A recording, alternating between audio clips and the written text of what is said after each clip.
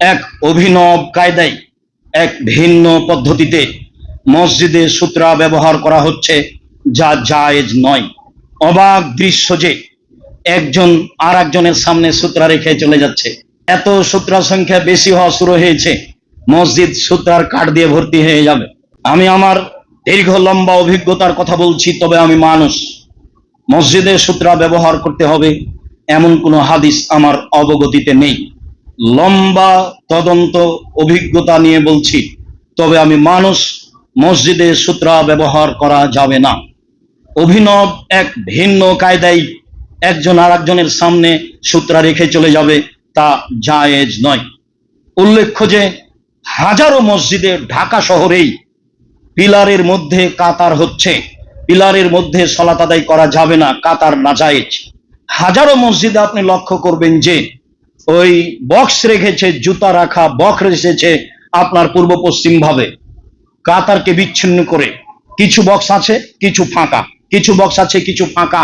এই ফাঁকা ফাঁকা জায়গায় মানুষ দাঁড়াচ্ছে আর বক্স দিয়ে ঘেরা আছে। এইটা জায়েজ নয়। এই জন্য যে পিলারের মাঝে সালাত জায়েজ নয়, কাতারে বিচ্ছিন্নতা আসবে। এই জন্য এভাবে বক্স রাখা না জায়েজ। বক্স রাখবেন, রাখেন, গোটা এক লম্বা রেখে দিন বক্স, সামান্য মানুষ যাওয়ার জায়গা রাখেন। বক্সের মধ্যে সালাতে দাঁড়াবেন, জায়েজ নয়। হাদিস বুখারী মুসলিম। অন্য হাদিসে এসেছে ওমর তাকে ধাক্কা দিয়ে ওই পিলারের সামনে করে দিলেন, পিলারের মাঝামাঝি থেকে। উল্লেখ্য যে সম্মানিত দ্বীনী ভাই বোন, মসজিদে সূত্রা ব্যবহার করা যাবে না, বাইরে সূত্রা দিয়েই সালাত আদায় করতে হবে। সম্মানিত দ্বীনী ভাই বোন, ইমামি হচ্ছে মুক্তাদিদের সূত্রা। কাতারের ভিতর দিয়ে মানুষ যাতায়াত করলে কোনো সমস্যা হয় না। উল্লেখ্য যে মুসল্লির সামনে দিয়ে যাওয়া মহাপাপ। 40 বছর প্রয়োজনে দাঁড়াতে হবে, এইটাই সারমর্ম বুঝায়। প্রয়োজনে মাটিতে ধসে যাবে, এটাই প্রমাণ বুঝায়। অর্থাৎ যে কোনো মূল্যে যতই কষ্ট সমস্যা হোক সামনে দিয়ে যাবে না। তবে সামনে দিয়ে পারাপারকে বলা হয় মরুর। সামনে পাশ দিয়ে যখন আপনি চলে গেলেন হেঁটে, তখন এটা মরুর নয়।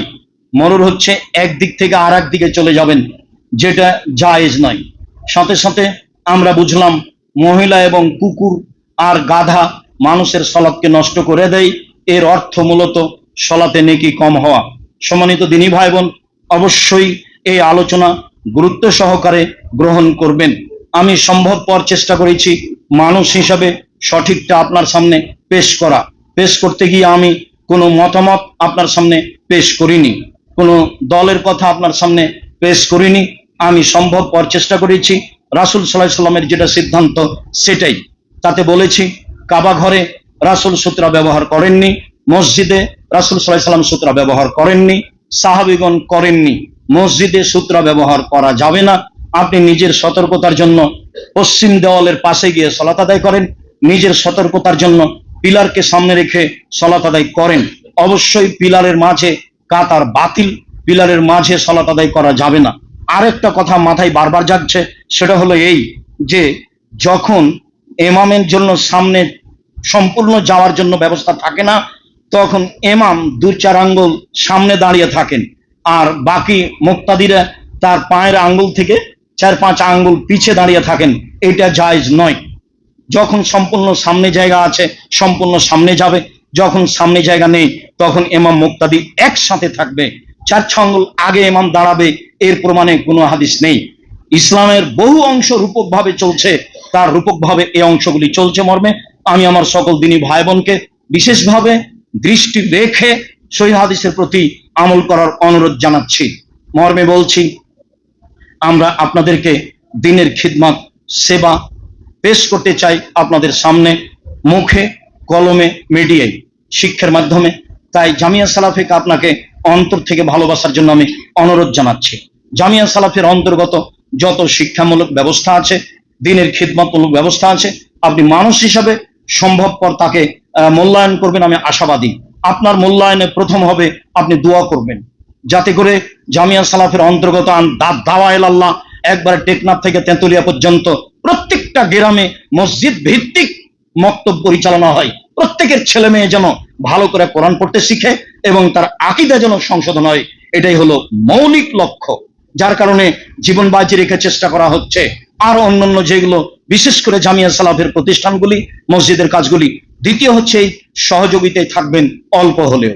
তখন আপনাকে 5 টাকা 2 টাকা 1 টাকা দান করতে হবে এটা নয়। আপনার মনটা যেন না বলে যে আমি একবারই কম দিয়েছি, আপনার মনটা যেন বলে আমি কিছু দিয়েছি। আপনি নিজে কষ্ট পান এটা আমি চাই না, যদিও আপনার ছোট টাকা আমি মূল্যায়ন করি, বড় টাকা আমি মূল্যায়ন করি। আমি মনে করি আপনার ছোট দানটাতে বরকত আছে, আমি এই জন্য মেনে নিই। আমি মনে করি আপনার বড় দানটাতে অনেক কাজ হয়। 519 জন ইয়াতিম খায়, আমি নিজে খাওয়াই না, জামিয়া সালাফের নিজস্ব কোনো পয়সা নেই। আপনি সহযোগিতা করেন, সেই সহযোগিতায় এই এতিম ছেলে মেয়েগুলি লালন পালন হয়, যা সহজ স্বাভাবিক নয়। প্রায় 40 লাখ টাকা মাসে বেতন লাগে, যেটা আপনার সহযোগিতায় থাকে। এটা ব্যক্তিগতভাবে সহজ নয়। জামিয়া সালাফে কোনো সংস্থা দিয়ে চলে না, কোনো বিত্তশালী ব্যক্তি দিয়ে চলে না, সরকারের অনুদান দিয়ে চলে না, বৈদেশিক অনুদান দিয়ে চলে না। আপনার আন্তরিক দোয়া আর আপনার সাধারণ দান মর্মে আমি আপনাকে অনুরোধ জানাই, দুনিয়ার যে কোনো সমস্যার মোকাবেলা করার জন্য আপনি দানকে সামনে রাখবেন, আপনার পথ সহজ হবে ইনশাআল্লাহ। আল্লাহ রাসূলের বাক্যটা দিন রাত বলছি, মনে রাখবেন, আল ইয়াদুল উলিয়া খায়রুম মিন ইয়াদিস সুফলা। দেওয়া হাত ভালো নেওয়া হাতের চেয়ে। কি ভালো? আমার সারা জীবনের সব কাজের জন্য ভালো। বুখারী মুসলিম। এই কথা বলে আজকের খুতবা শেষ করতে যাচ্ছি। আল্লাহ আমাদের যারা মারা গেছে তুমি তাদের কবরের শাস্তি মাফ করো, আমরা যারা অসুস্থ তুমি তাদের আরোগ্য দান করো, আমরা যারা বেঁচে আছি তুমি তাদেরকে তোমার রাসূলের পদ্ধতি অনুযায়ী চলার তৌফিক দান করো। সূত্রার যে পদ্ধতি রয়েছে কষ্ট হলেও সেই পদ্ধতি অনুযায়ী সালাত আদায় করার তৌফিক দান করো।